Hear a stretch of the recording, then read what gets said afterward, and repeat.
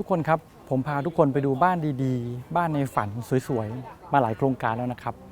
วันนี้ผมจะพาทุกคนมาดูโครงการบ้านโครงการหนึ่งที่เขาทำเพื่อคนที่ไม่เคยคิดฝันว่าจะมีบ้านเลยนะครับ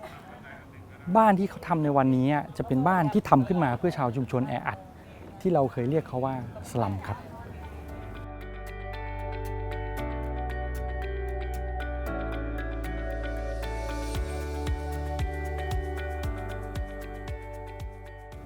วันนี้ผมพาทุกคนมาเปิดโลกพบกับโครงการที่เป็นแสงเทียนเล่มเล็กในการส่องให้เห็นเส้นทางก้าวแรกของการแก้ปัญหาชุมชนแออัดที่บุกรุกพื้นที่สาธารณะในเมืองครับโครงการนี้เป็นโครงการบ้านที่พัฒนาขึ้นมาใหม่เพื่อชาวชุมชนประชาร่วมใจ2ริมคลองเปรมประชากรครับถือเป็นโครงการตัวอย่างที่ทำได้เร็วมากตั้งแต่เริ่มต้นรื้อถอนบ้านเรือนเก่าจนสร้างบ้านใหม่และชาวบ้านย้ายเข้าไปอยู่ใช้เวลาไม่ถึงปีครับถือเป็นมิติใหม่ในการแก้ปัญหาชุมชนบุกรุกที่สาธารณะในเมืองครับทุกคนครับตามผมมาดูโครงการนี้ด้วยกันครับก่อนที่ผมจะพาทุกคนไปเดินดูโครงการกันผมต้องเล่าให้ทุกคนฟังก่อนนะครับว่าทำไมเขาถึงต้องทำเรื่องนี้กันเรื่องนี้มันเกี่ยวพันกับคลองเปรมประชากรครับโครงการนี้มันเป็นโครงการพัฒนาคลองในกรุงเทพและปริมณฑลหลายๆคลองเลยซึ่งหนึ่งในคลองที่เขาพัฒนาเนี่ยก็คือคลองเปรมประชากรตัวคลองเปรมประชากรเนี่ยมันเป็นคลองที่ยาวมากนะครับตัวคลองเนี่ยยาวประมาณ50 กิโลเมตรจุดเริ่มต้นของคลองอยู่ที่คลองพดุงกรุงเกษมฝั่งกรุงเทพมหานครลากยาวผ่านปทุมธานีไปเชื่อมกับแม่น้ำเจ้าพระยาที่จังหวัดพระนครศรีอยุธยาครับหน้าที่ของคลองเปรมประชากรที่เขามีมาตั้งแต่เนิ่นนานก็คือใช้เพื่อการสัญจรและการระบายน้ำครับเมื่อก่อนคลองเปรมประชากรเคยเป็นที่พึ่งพิงของประชาชน2 ฝากฝั่งมันเป็นคลองที่น้ำใสสะอาดนะครับซึ่งชาวบ้านเขาก็จะใช้น้ำในคลองในชีวิตประจำวันเป็นเรื่องปกติครับแต่ปัจจุบันนี้คลองมันเปลี่ยนไปมากเราจะเห็นสภาพของคลองนี่ดำปี่เลยอันเนื่องมาจากว่ามันมีการบุกรุก2 ฝั่งริมคลองแล้วก็ใช้ประโยชน์ในพื้นที่ริมคลองกันเยอะรวมถึงมีชาวบ้านหลายๆจุดหลายๆพื้นที่ใช้คลองสำหรับเป็นพื้นที่ในการระบายน้ำเสียจากพื้นที่ต่างๆจากชุมชนต่างๆซึ่งไม่ใช่แค่ชุมชนริมคลองนะครับชุมชนหมู่บ้านจัดสรรชุมชนที่อื่นที่เมื่อก่อนเราไม่ได้มีกฎหมายรองรับเขาก็ทิ้งน้ำเสียลงมาในคลองกันทำให้คลองมันเปลี่ยนสภาพกลายเป็นคลองที่มีน้ำสกปรกและเราก็ไม่ได้ใช้คลองนี้เพื่อการสัญจรมานานแล้วครับเราใช้เพื่อการระบายน้ำอย่างเดียวก็ยังทำงานได้ไม่เต็มประสิทธิภาพอันเนื่องมาจากมีสิ่งกีดขวางทางน้ำเยอะแล้วก็มีขยะในน้ำปริมาณมหาศาลเลยครับซึ่งทำให้ประสิทธิภาพในการระบายน้ำของคลองลดน้อยถอยลงไปกว่าแต่ก่อนมากเลยการบุกรุกริมคลองเป็นปัญหาสะสมมานับ10 ปีแล้วครับเฉพาะจุดที่ผมยืนอยู่ตรงวัดเสมียนนารีถนนเทศบาลสงเคราะห์ลากยาวไปจนถึงตรงคลองรังสิตประยูรศักดิ์คลองมีความยาวทั้งสิ้น17 กิโลเมตรตรงนี้มีชุมชนบ้านเรือนบุกรุกริมคลองถึง 5,000 กว่าหลังคาเรือนเลยครับซึ่งเรื่องนี้ก็มีการพยายามแก้ปัญหามานานเหมือนกันนะครับแต่มันแก้ปัญหาไม่ได้เพราะว่ามันพัวพันเกี่ยวเนื่องกับหลายหน่วยงานมากๆมีกฎหมายมีกฎระเบียบหลายจุดหลายข้อที่ต้องเข้ามาสังคายนากันใหม่เพื่อให้มันสามารถที่จะแก้ปัญหานี้ได้อย่างยั่งยืนครับเรื่องที่น่ายินดีก็คือตอนนี้เรามีแผนแม่บทในการแก้ไขปัญหาคลองในการพัฒนาคลองเหล่านี้แล้วครับซึ่งแผนแม่บทนั้นจะมีระยะเวลาในการดำเนินการ9 ปีซึ่งเพิ่งเริ่มต้นทำไปประมาณปีนึงครับเหลือเวลาประมาณ 7-8 ปีเราก็จะสามารถที่จะพัฒนาคลองนี้ให้มันสำเร็จลุล่วงกลายเป็นคลองที่ใสสะอาดสัญจรได้และจะพัฒนาเป็นแหล่งท่องเที่ยวด้วยในอนาคตครับแต่การจะบริหารจัดการคลองให้มันเป็นไปได้ตามแผนมันมีเรื่องที่เราต้องมาจัดการในเรื่องของชุมชนที่บุกรุกพื้นที่ริมคลองกันก่อนครับซึ่งเป็นที่มาของคลิปในวันนี้ที่ผมจะพาทุกคนไปดูด้วยกันครับแต่ก่อนน้ำมันใสแต่ก่อนอาบน้ำในนี้ซักผ้าในนี้โอ้ขยะเยอะน่าดูเลยมีชิ้นใหญ่ๆมั้งไหมมีที่นอนด้วยเหรอโอ้โห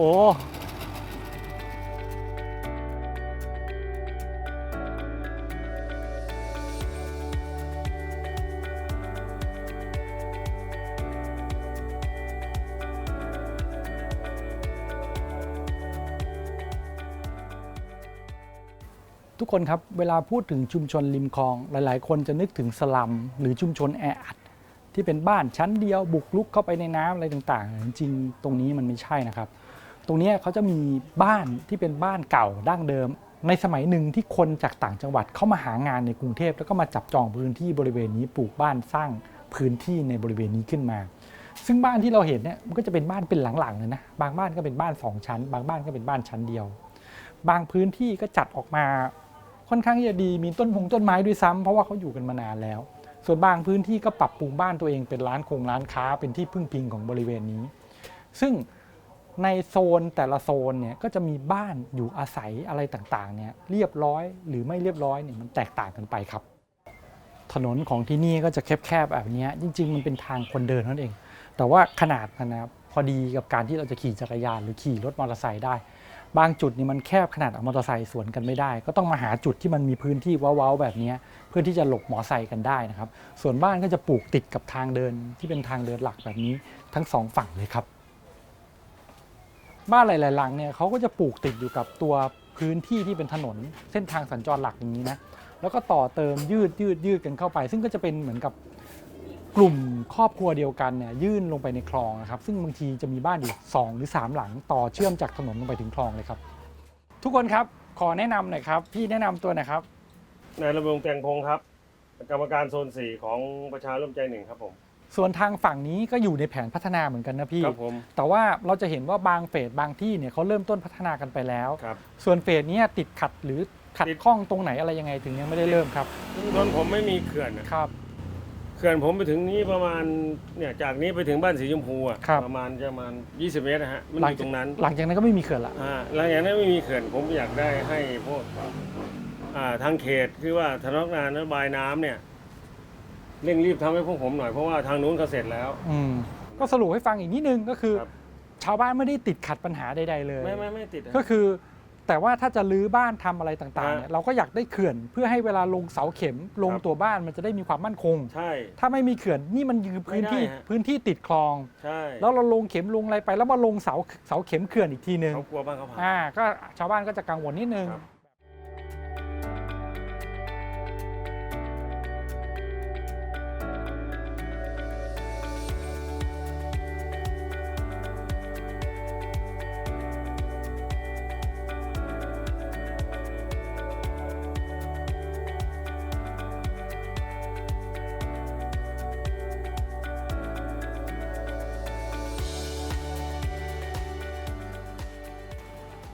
ทุกคนครับแค่เดินลอดใต้สะพานข้ามคลองมาอีกฝั่งหนึ่งเราก็จะเห็นการพัฒนาชุมชนของทางฝั่งนี้ที่แตกต่างไปจากฝั่งเดิมอย่างสิ้นเชิงครับฝั่งนี้เรียกว่าชุมชนประชาร่วมใจ2นะครับอีกฝั่งหนึ่งเรียกว่าชุมชนประชาร่วมใจ1ตัวฝั่งชุมชนประชาร่วมใจ2เนี่ยเขาเริ่มพัฒนาเริ่มย้ายออกเริ่มทำบ้านกันได้ประมาณไม่ถึงปีครับตอนนี้ชาวบ้านเริ่มย้ายเข้ามาอยู่กันแล้วครับบ้านของที่นี่จะเป็นบ้านแถวนะครับเป็นบ้านแถว2ชั้นแล้วก็จะมีอยู่3โซนโซนที่1ก็คือโซนติดคลองที่เรายืนอยู่นี้ตรงฝั่งติดคลองเนี่ยบ้านเนี่ยเขาไม่ได้อยู่ชิดคลองเลยนะครับแต่จะมีทางเดินเลียบคลองเป็นทางสาธารณะขี่มอไซค์ได้เดินได้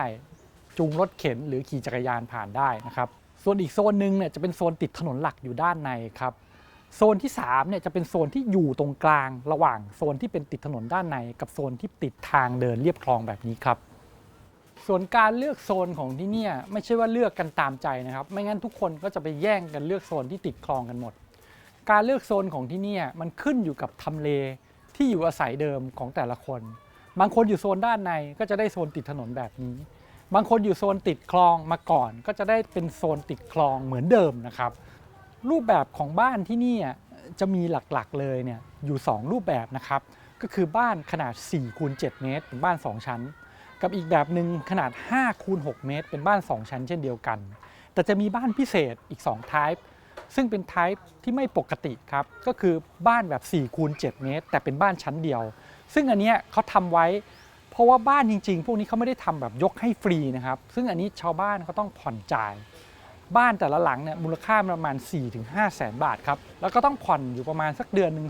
2,800 บาทเป็นการเช่าระยะยาวจากกรมธนารักษ์นะครับซึ่งอันเนี้ยจะมีชาวบ้านบางกลุ่มที่เขาไม่ได้มีกำลังผ่อนจ่ายในระดับ 2,000 กว่าบาทแบบนี้ทางพอชเนี่ยที่เขามาพัฒนาบ้านเนี่ยเขาก็จะทำบ้านให้มันไทป์ย่อมเยาวลงเป็นบ้านชั้นเดียวซึ่งจะประหยัดค่าใช้จ่ายในการผ่อนจ่ายรายเดือนให้กับชาวบ้านครับ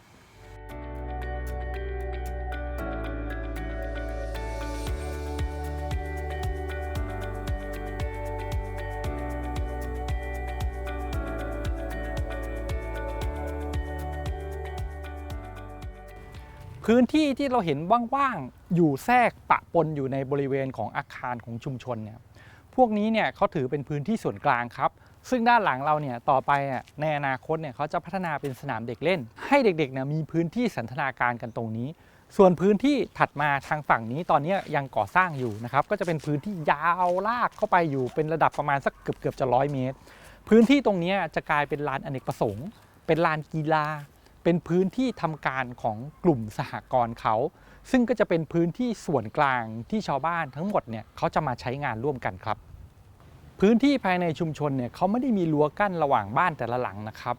ในส่วนของพื้นที่ส่วนกลางก็เช่นเดียวกันสิ่งที่ชาวบ้านเขาพยายามทำก็คือเขากำหนดขอบเขตของการใช้พื้นที่แต่ละคนด้วยกระถางต้นไม้แล้วก็จะปลูกเป็นแนวรั้วต้นไม้เป็นไทรเกาหลีที่เขาเพิ่งจะเอามาปลูกกันต่อไปในอนาคตบ้านแต่ละหลังเขาจะดูแลต้นไม้ที่เป็นเหมือนรั้วของบ้านเขาเองเพื่อกำหนดขอบเขตว่าอันนี้คือพื้นที่ของบ้านฉันอันนี้เป็นพื้นที่ของบ้านเธอแต่มันก็ยังสามารถที่จะ access เดินผ่านไปผ่านมาได้นะครับซึ่งมันอาจจะดูแปลกสำหรับเรานะครับแต่ชุมชนที่นี่มันคือวัฒนธรรมดั้งเดิมของเขาที่เขาอยู่ร่วมกันมาตั้งแต่สมัยก่อนเขาคุ้นเคยกันแบบนี้ครับพื้นที่ส่วนกลางมันไม่ใช่มีเฉพาะพื้นที่ใหญ่ๆที่อยู่ตรงจุดหนึ่งจุดใดของตัวชุมชนนะตัวชุมชนเขาจะมีพื้นที่เล็กพื้นที่น้อยที่ถือว่าเป็นพื้นที่ส่วนกลางเหมือนกันอย่างตรงนี้ชาวบ้านในบริเวณนี้เขาลงทุนเองนะเขาก็จะเอาพวกต้นไม้ไม้โด่งไม้ดอกไม้จัดสวนอะไรต่างๆมาจัดให้ตรงนี้มันเป็นสวนน่ารักมีดอกไม้มีอะไรของเขาส่วนพื้นที่ทางฝั่งนี้ตรงนี้เขาก็จะจัดแบบเดียวกันแต่ในตอนนี้ที่มันยังไม่เรียบร้อยเนี่ยเขาก็เอาพื้นที่เอาพวกไม้เอาพวกอะไรมาวางเพื่อให้ชาวบ้านเนี่ยใช้ประโยชน์พื้นที่ตรงนี้ไปก่อนครับพอต่อไปในอนาคตเนี่ยเขามีงบเพิ่มเติมแล้วเขาก็จะปลูกเป็นสวนดอกไม้เช่นเดียวกันทุกคนครับบ้านแต่ละหลังเนี่ยโลเคชั่นมันไม่เหมือนกันบ้านโซนที่อยู่ติดคลองหลายๆหลังเนี่ยจะมีพื้นที่ลักษณะแบบนี้ซึ่งตรงนี้เขาไม่ได้เปิดโอกาสให้ใครๆก็มาเลือกโซนเองได้นะครับตรงนี้คือดั้งเดิมเนี่ยบ้านหลังนี้เคยอยู่ตรงนี้ดังนั้นเนี่ยพอจัดสรรใหม่ทำพื้นที่อะไรใหม่เขาก็ได้อยู่ในบริเวณโซนเดิมซึ่งต้นมะม่วงที่เราเห็นเนี่ยเป็นต้นไม้ดั้งเดิมเขาไม่ได้เอามาปลูกใหม่นะครับเพราะว่าในบริเวณนี้เขาไม่อนุญาตให้ปลูกต้นไม้ใหญ่แบบนี้เพราะมันมีแนวท่ออยู่ในบริเวณที่ติดคลองนี้เขากลัวมันจะสร้างความเสียหายในระยะยาวแต่พื้นที่โซนตรงนี้หลายๆบ้านหลายๆหลังเนี่ยพออยู่ติดคลองแล้วเนี่ยเขาจะมีพื้นที่เหลือซึ่งเขาก็สามารถที่จะเอาม้าหินอ่อนมาตั้งเอาโต๊ะสนามเอาอะไรต่างๆมาตั้งหรือจัดสวนเล็กๆน้อยๆปลูกต้นไม้ดอกไม้ซึ่งอันนี้ผมบอกเลยครับว่ามันเป็นนวัตกรรมใหม่ของชาวชุมชนเลยเพราะพอเขามีพื้นที่ปลูกต้นไม้เนี่ยก็ทำให้เขาสามารถที่จะเอาต้นไม้เอาพื้นที่สีเขียวเข้ามาใส่ในตัวโครงการโดยไม่ต้องมีใครบอกเลยครับ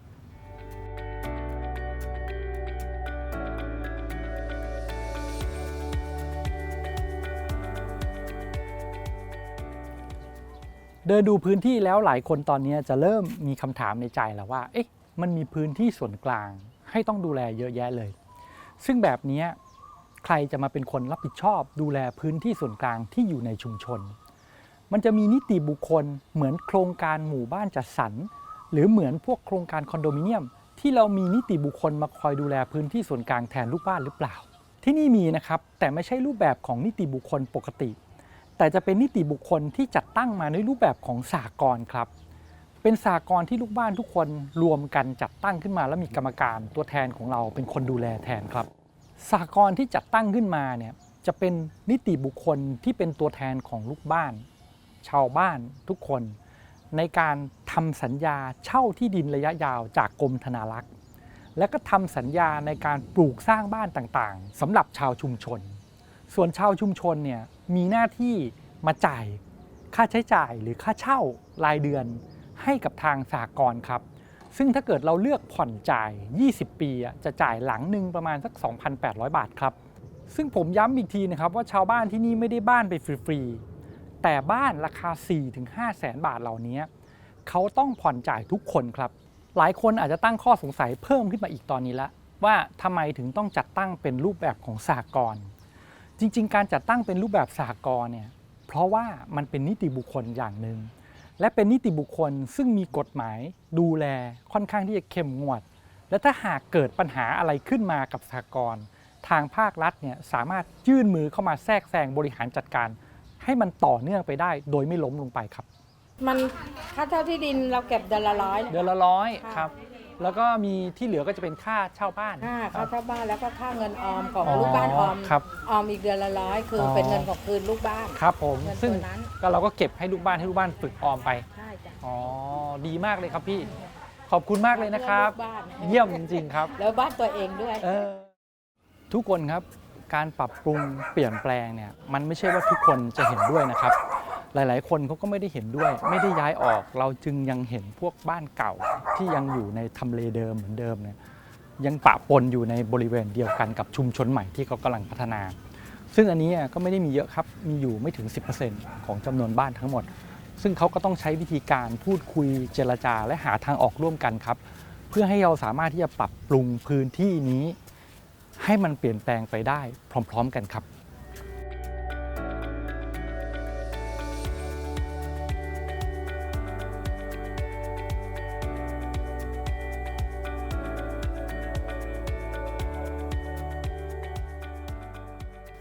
ทุกคนครับอันนี้ก็จะเป็นบ้านสแตนดาร์ดซึ่งส่วนใหญ่บ้านจะเป็นสแตนดาร์ดหน้าตาแบบนี้ไซส์แบบนี้เลยขนาดของบ้านเนี่ยจะขนาดหน้ากว้าง4 เมตรความลึกประมาณ7 เมตรจัดออกมาเป็นบ้าน2 ชั้นนะครับแล้วก็จะมีห้องน้ำ1 ห้องอยู่ในบ้านครับพื้นที่หน้าบ้านเนี่ยก็จะมีพื้นที่เป็นเฉลียงเล็กๆแบบนี้อยู่ติดกับถนนทางเดินบ้านทุกหลังอยู่ติดถนนทางเดินสามารถเอามอไซค์ขี่จักรยานมาจอดหน้าบ้านได้อยู่แล้วนะครับประตูหน้าบ้านจะเป็นประตูไม้บานทึบแบบนี้นะครับแล้วก็จะมีลูกบิดแบบนี้นะครับซึ่งชาวบ้านส่วนใหญ่เนี่ยเขาจะติดพวกเหล็กดัดอะไรต่างๆเพิ่มเปลี่ยนระบบกุญแจอะไรใหม่ให้มันมีความหนาแน่นมากกว่าเดิมส่วนตรงนี้ก็จะเป็นหน้าต่างหน้าบ้านนะครับก็จะมีหน้าต่างชุดหนึ่งอยู่หน้าบ้านแล้วก็อีกชุดหนึ่งอยู่หลังบ้านครับบ้านส่วนใหญ่ของที่เนี่ยเขาจะไม่มีผนังไม่มีกำแพงกั้นระหว่างกันแต่เขาจะใช้เป็นกระถางต้นไม้ดอกไม้มาปลูกไว้แทนครับพอเปิดประตูเข้ามายังพื้นที่ภายในบ้านเนี่ยขนาด 4x7 เมตรเขาก็จะ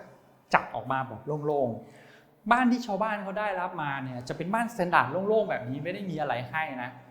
ชาวบ้านเขาต้องมาจัดตกแต่งเองหลายๆคนเนี่ยตรงนี้ก็จะเอาพวกโซฟานั่งดูทีวีอะไรต่างๆมาวางซึ่งโซฟาเนี่ยเป็นหนึ่งในไอเทมที่ชาวบ้านที่นี่เขารู้สึกดีกับมันมากๆพวกเราทุกคนอาจจะรู้สึกเฉยๆกับการที่บ้านมีโซฟาว่ามันเป็นมาตรฐานของบ้านทั่วๆไปแต่ชาวบ้านในชุมชนเนี่ยเขาไม่สามารถที่จะมีโซฟามาใส่ในบ้านเก่าของเขาที่อยู่ในชุมชนดั้งเดิมได้พอมีพื้นที่บ้านแบบนี้แล้วเอาโซฟามาวางมันเหมือนเป็นการเติมเต็มให้ชีวิตเขารู้สึกว่าเขาก็มีความรู้สึกว่าเขาได้อยู่แบบทัดเทียมกับคนทั่วๆไปในสังคมเหมือนกันนะครับแต่อันนี้แล้วแต่บ้านหลายๆบ้านข้างล่างเนี่ยจะกลายเป็นพื้นที่อเนกประสงค์มีโต๊ะมีตั่งมาตั้งทำเป็นพื้นที่นั่งกินข้าวหรือนั่งกินข้าวที่พื้นซึ่งเป็นพื้นที่ที่ชุมชนชาวบ้านส่วนใหญ่ที่นี่เขายังคุ้นเคยกันแล้วก็ยังทำกันแบบนี้นะครับส่วนพื้นที่ถัดมาทางด้านนี้จริงๆเขาเตรียมไว้สำหรับเป็นพื้นที่วางเคาน์เตอร์เตรียมอาหารนู่นนี่นั่นหลายๆบ้านก็ทำแบบนี้แต่บางบ้านเนี่ยก็จะทำเป็นพื้นที่เก็บข้าวเก็บของเอาตู้เอาอะไรมาตั้งมาวางตรงนี้แล้วไปทำครัวด้านนอกแทนนะครับพื้นที่ตรงนี้จะมีห้องน้ำซึ่งห้องน้ำของเขาขนาดมันไม่ได้ใหญ่หรอกเพราะพื้นที่จะค่อนข้างจำกัดบ้านแต่ละหลังจะมีห้องน้ำแค่ห้องเดียววางอยู่ตำแหน่งตรงนี้นะครับซึ่งพอเปิดมาปุ๊บจะเป็นเคาน์เตอร์อ่างล้างหน้าเล็กๆนะครับแล้วก็จะมีโถสุขภัณฑ์เล็กๆเช่นเดียวกันตรงนี้จะเป็นพื้นที่ยืนอาบน้ำซึ่งพื้นที่มันก็ไม่ได้เยอะมากดังนั้นเนี่ยชาวบ้านส่วนใหญ่ก็จะติดแค่ฉากกั้นที่เป็นฉากพลาสติกเท่านั้นเองเวลาอาบน้ำมันก็จะเลอะเทอะหน่อยแต่นี่มันก็ดีกว่าห้องน้ำดั้งเดิมที่เขาเคยมีมาเยอะครับพื้นที่ตรงนี้จะมีประตูซึ่งจะเปิดออกไปด้านหลังบ้านซึ่งแต่ละบ้านจะมีพื้นที่ด้านหลังไม่เหมือนกันบ้านหลังนี้เปิดออกไปจะเจอทางเดินกลางซึ่งตรงข้ามก็จะเป็นด้านหลังบ้านของอีกหลังหนึ่งมันจะไม่มีรั้วไม่มีอะไรพวกนี้นะครับบันไดจะเป็นบันไดเหล็กแล้วก็ปูด้วยไม้โปร่งๆโล่งๆแบบนี้นะครับซึ่งพอเราเดินขึ้นมาเนี่ยก็จะเป็นพื้นที่ชั้น ชั้น2ของเขาเนี่ยก็จะทำออกมาเป็นพื้นที่โล่งๆอันนี้ชาวบ้านต้องไปจัดเองซึ่งพื้นที่โล่งๆจะมีหน้าต่าง2ฝั่งด้านนี้ก็จะเป็นหน้าต่างฝั่งด้านหน้าบ้านนะครับมีพื้นที่เล็กๆสำหรับทำเป็นเคาน์เตอร์นั่งทำงานทำนู่นทำนี่เล็กๆได้แล้วก็ทางนี้ก็จะมีส่วนของตัวระเบียงประตูเปิดออกไปยังส่วนของระเบียงซึ่งให้ชาวบ้านเนี่ยเขาได้ตากผ้าทำนู่นทำนี่หรือบางบ้านเราจะเห็นว่าเขาเอากระถางต้นไม้มาวางมาอะไรต่างๆประดับตกแต่งในส่วนของพื้นที่ระเบียงเขาซึ่งกระถางต้นไม้เนี่ยกับพวกต้นไม้ปลูกประดับเนี่ยถือเป็นอีกหนึ่งนวัตกรรมใหม่ซึ่งชาวชุมชนเขานิยมกันมากเลยครับพื้นที่ด้านบนเนี่ยมันเป็นพื้นที่โล่งๆนะครับทางด้านนี้ก็จะมีหน้าต่างอีกชุดหนึ่งซึ่งเป็นหน้าต่างชุดใหญ่เปิดมาจะเจอพื้นที่ส่วนหลังบ้านนะครับพื้นที่ตรงนี้ก็จะมีมุมเล็กๆอันนึงซึ่งหลายๆบ้านเนี่ยก็จะทำเป็นพื้นที่ที่ทำตู้เสื้อผ้าบิวอินเข้าไปทุกคนครับพื้นที่ด้านบนส่วนใหญ่ชาวบ้านเขาจะกั้นห้องกั้นผนังเพิ่มให้มันมีห้องนอนอยู่2ห้องซึ่งการมีห้องนอนแยก2ห้องในพื้นที่ด้านบนเนี่ยจะกลายเป็นการที่เขาได้ private zone ซึ่งเขาไม่เคยมีจัดเป็นห้องนอนของใครของมันพ่อแม่ก็นอนห้องนึงลูกก็นอนห้องนึงพื้นที่ข้างล่างก็กลายเป็น common area ให้เขาสามารถที่จะใช้ประโยชน์ใช้งานร่วมกันได้ซึ่งอันนี้จะเป็นวัฒนธรรมและวิธีการและรูปแบบการใช้ชีวิตแบบใหม่ซึ่งเขายังไม่ค่อยจะเคยเจอกันครับ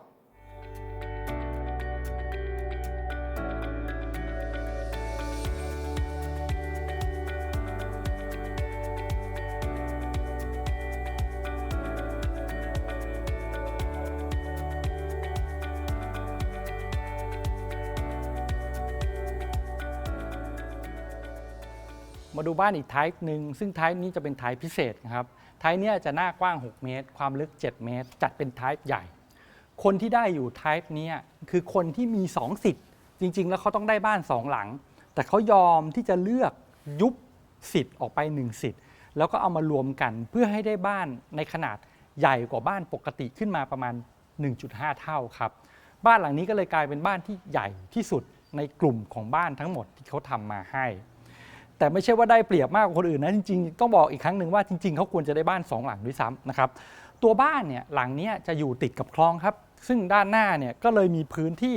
ที่เป็นพื้นที่ดินที่ทำให้เขาสามารถที่จะปลูกต้นไม้จัดสวนอะไรได้บ้างบ้านบางหลังเนี่ยเขาก็ปลูกต้นไม้ดอกสวยงามบางหลังเนี่ยก็มีต้นไม้เดิมที่เป็นต้นมะม่วงที่เรานั่งกันมาเมื่อกี้นะครับ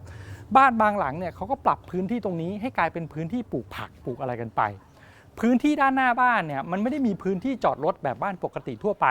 แต่สามารถที่จะจอดมอเตอร์ไซค์ได้2คันนะครับเวลาคนที่นี่เขาเดินทางเขาจะใช้มอเตอร์ไซค์ใช้จักรยานเป็นหลักก็จะมีพื้นที่ให้เขาจอดมอเตอร์ไซค์แบบนี้นะครับส่วนตัวประตูบ้านเนี่ยก็จะเป็นประตูกระจกบานเลื่อนแบบนี้ซึ่งเขาติดมาให้แค่นี้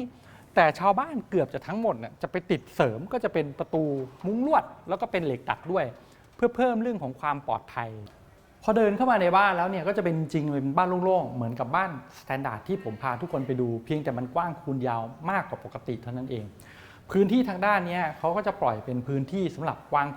ของเป็นโต๊ะอเนกประสงค์ของเขาแล้วก็ตรงนี้เขาทำเป็นครัวก็เลยมีตู้เย็นวางไว้แบบนี้คือบ้านหลังนี้พอมีสเปซมากกว่าบ้านปกติเขาก็เลยทำเป็นครัวมีพื้นที่ครัวทำนู่นทำนี่อะไรได้จริงจังพอสมควรนะครับแล้วก็ตรงนี้ก็จะเป็นประตูทางด้านหลังซึ่งเปิดออกไปเชื่อมโยงกับพื้นที่ด้านหลังบ้านนะครับทางด้านนี้ก็จะเป็นห้องน้ำคือขนาดของห้องน้ำเนี่ยจะมีขนาดเรียกว่าใกล้เคียงกับขนาดของห้องน้ำห้องเมื่อกี้ที่ผมพาทุกคนไปดูนะครับก็จะเป็นห้องน้ำเพียง1ห้องที่มีอยู่ในบ้านหลังนี้ทุกคนในบ้านก็ต้องมาใช้ห้องน้ำห้องนี้ร่วมกันนะครับพื้นที่ตรงนี้จะเป็นพื้นที่ที่ทุกคนชอบมากก็คือจะกลายเป็นพื้นที่ที่เขาวางเป็นโซฟานั่งเล่นดูทีวีตัวทีวีเขาติดเป็นแขวนผนังไว้เพราะว่าเขายังไม่ได้เอาตู้มาวางนะครับจริงๆบ้านหลังนี้ยังจัดไม่เสร็จดีเดี๋ยวต้องมีม่านมีตู้อีกหลายชนิดเข้ามาวางในบ้านให้เขาสามารถที่จะใช้งานได้ครับบันไดของบ้านหลังนี้จะวางอยู่ติดทางด้านหน้าบ้านนะครับก็จะเป็นบันไดโครงสร้างเหล็กแล้วก็ปูด้วยตัวไม้เทียมแบบนี้นะครับเวลาเดินขึ้นก็จะเดินขึ้นมามีจุดหักมุมนิดหน่อยเวลาเดินก็ต้องระมัดระวังนิดนึงแต่ก็จะเป็นพื้นที่บันไดที่ชูดขึ้นไปยังบริเวณชั้น2ซึ่งจะเป็น private zone ของคนในบ้านครับข้างบนชั้น2ของพื้นที่บ้านเขาจัดออกมาเป็นห้องนอน3ห้องนอนนะครับซึ่งอันนี้เขากั้นจัดเป็นห้องนอนเองนะครับห้องนอนเล็กสุดอยู่ทางด้านนี้เปิดประตูเข้ามาปุ๊บเนี่ยสเปซของเขาเนี่ยก็จะมีพื้นที่สำหรับวางเตียง3 ฟุตครึ่งตรงนี้ปลายเตียงเขาไม่ได้ติดทีวีแขวนผนังหรืออะไรต่างๆนะครับเพราะมันมีหน้าต่าง เปิดระบายอากาศอยู่ทางด้านปลายเตียงพอดีตรงนี้เขาทำเป็นโต๊ะอเนกประสงค์นั่งทำการบ้านอะไรต่างๆได้บ้านหลังนี้แต่ละห้องที่เป็นห้องนอนด้านบนเขาติดแอร์หมดเลยครับส่วนห้องนอนเล็กที่อยู่ติดกันทางด้านนี้เขาวางเตียง5 ฟุตไว้ได้นะครับซึ่งถ้าเกิดเด็กโตมาหน่อยหรือลูกที่เป็นวัยรุ่นหรือคนที่โตแล้วก็อยู่ห้องนี้ได้สบายๆนะครับตรงปลายเตียงมีพื้นที่เยอะพอที่จะวางพวกตู้เสื้อผ้าโต๊ะทำงานอเนกประสงค์แล้วก็มีหน้าต่างเปิดระบายอากาศได้ทางด้านนู้นครับส่วนห้องนอนใหญ่สุดจะอยู่ทางด้านหน้าบ้านนะครับเปิดประตูเข้ามาทางด้านนี้จะเว้นพื้นที่เอาไว้สำหรับให้ทำพวกตู้เสื้อผ้าอะไรต่างๆถ้าไม่ทำเป็นตู้เสื้อผ้าหน้าบ้านปิดปกติทำเป็นที่แขวนผ้ามันก็แขวนผ้าได้เยอะดีนะครับส่วนเตียงเนี่ยจะอยู่ทางด้านนี้จะมีช่องแสงอยู่ทางด้านหัวเตียงนะครับมีพื้นที่ปลายเตียงเนี่ยที่จริงๆแล้วจะวางทีวีติดทีวีแขวนผนังก็ได้แต่ว่าอันนี้เขาทำเป็นตู้เสื้อผ้าแบบทึบแล้วก็เป็นตู้อเนกประสงค์ด้วยเก็บข้าวเก็บของอะไรต่างๆสามารถล็อกกุญแจได้นะครับห้องนี้มันจะมีระเบียงเล็กๆนะครับอยู่ทางด้านข้างเตียงด้วยซึ่งตัวระเบียงนี้จะเฟซซิ่งออกไปหายังส่วนของพื้นที่คลองเราสามารถที่จะมานั่งเล่นเอาเก้าอี้มาวางปลูกต้นไม้แล้วก็มองวิวกว้างๆของพื้นที่ที่เป็นคลองได้เลยครับ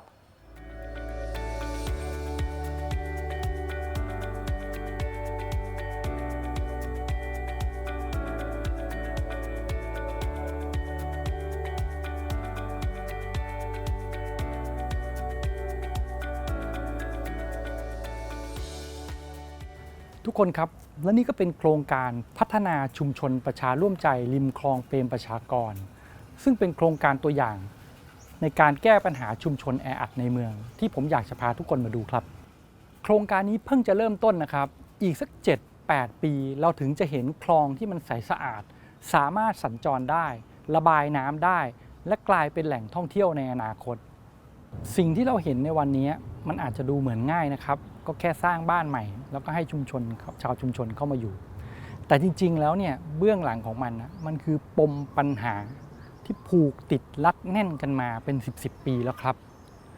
ปมปัญหาเหล่านี้ในการแก้ไขปัญหาเนี่ยจะต้องระดมหน่วยงานภาครัฐเข้ามาเป็น10-20 หน่วยงานเพื่อเข้ามาช่วยกันสางปมปัญหาเหล่านี้ให้มันคลี่คลายลงไปให้ได้ซึ่งเราก็ต้องใช้เวลาตั้งหลายปีนะครับกว่าจะพัฒนาแผนแม่บทระยะ 9 ปีเพื่อเริ่มต้นแก้ปัญหาอย่างจริงจังสำหรับคลองเปรมประชากรนี้ได้ครับซึ่งเรื่องนี้ต้องให้เครดิตทางภาครัฐและข้าราชการหน่วยงานต่างๆที่เขาจับมือช่วยกันและจริงจังในการแก้ปัญหานี้จริงๆนะครับและอีกส่วนหนึ่งก็คือต้องขอบคุณชาวชุมชนที่ยอมรับความเปลี่ยนแปลงและเข้ามาร่วมมือร่วมใจกันเกินกว่า 90% ของชาวชุมชนเนี่ยเข้ามาช่วยกันพัฒนาแก้ไขปัญหาไปด้วยกันกับทางภาครัฐทำให้ผลสำเร็จในวันนี้มันเกิดขึ้นได้เร็วครับซึ่งนี่ก็คือหนึ่งในตัวอย่างการแก้ปัญหาชุมชนแออัดในเมืองและบ้านเรือนที่บุกรุกในพื้นที่สาธารณะครับซึ่งถ้าทุกฝ่ายร่วมมือร่วมใจกันผลสำเร็จมันก็เกิดขึ้นได้ไม่ยากจนเกินไปนักซึ่งการมีบ้านอยู่อย่างถูกต้องเป็นระเบียบเรียบร้อยถูกสุขลักษณะเมื่อเทียบกับชุมชนเดิมที่เขาเคยอยู่มันเป็นการช่วยยกระดับชีวิตช่วยยกศักดิ์ศรีความเป็นมนุษย์ของเขาให้มันทัดเทียมกับคนทั่วไปโดยไม่ถูกมองว่าเป็นชาวสลัมที่อยู่แบบผิดกฎหมายครับเด็กๆที่เกิดและเติบโตขึ้นมาในพื้นที่บริเวณนี้ก็สามารถที่จะเติบโตมีชีวิตอยู่ไปได้โดยที่ไม่ต้องมีปมในใจครับซึ่งเราได้แต่หวังว่าการที่เขามีบ้านดีๆอยู่มีชุมชนดีๆให้อาศัยมีการรู้จักร่วมกันดูแลพื้นที่ส่วนกลางจะทำให้เขามีบทเรียนร่วมกันในการร่วมกันปกป้องพื้นที่ส่วนกลางอันเป็นคลองเปรมประชากรที่เป็นบ้านของตัวเขาเองครับสิ่งหนึ่งที่ผมเชื่อเหลือเกินนะครับสำหรับชาวชุมชนที่เคยอยู่ชุมชนแออัดมาก่อนเมื่อเขามีบ้านที่ดีขึ้นมีคุณภาพการอยู่อาศัยที่ดีขึ้นคุณค่าชีวิตเขาจะถูกยกระดับขึ้นเป็นเงาตามตัวครับซึ่งจะทำให้คนอีกนับพันนับหมื่นครอบครัวเปลี่ยนวิธีคิดเปลี่ยนวิธีการใช้ชีวิตและยกระดับชีวิตของตัวเองขึ้นมาได้ครับเราคงไม่คาดหวังว่าจากการพัฒนาพื้นที่ชุมชนริมคลองครั้งนี้มันจะได้ผลเข้าเป้า 100% ทุกคนดีขึ้นหมดคุณภาพชีวิตของคนดีขึ้นหมดเหมือนอย่างไทยทฤษฎีนะครับแต่ผมเชื่อว่ามันเป็นการหยิบยื่นโอกาสเป็นการยกระดับคุณค่าเป็นการยกระดับชีวิตให้กับคนอีกนับพันนับหมื่นครอบครัวซึ่งเขาเป็นชุมชนดั้งเดิมในริมคลองนี้ให้เขาได้มีโอกาสเริ่มต้นชีวิตใหม่ให้เขามีบ้านดีๆอยู่ ซึ่งการมีบ้านดีๆอยู่หวังว่าจะเป็นการเปลี่ยนทัศนคติ เปลี่ยนวิธีการใช้ชีวิต และเป็นการสร้างสังคมดีๆ ให้คนกลุ่มหนึ่งที่เป็นชุมชนริมคลองเนี่ยลุกขึ้นมาช่วยกันปกป้องพื้นที่ที่เป็นชุมชนดั้งเดิมริมคลองของเขาไม่ให้มีการบุกรุกอีกต่อไปครับ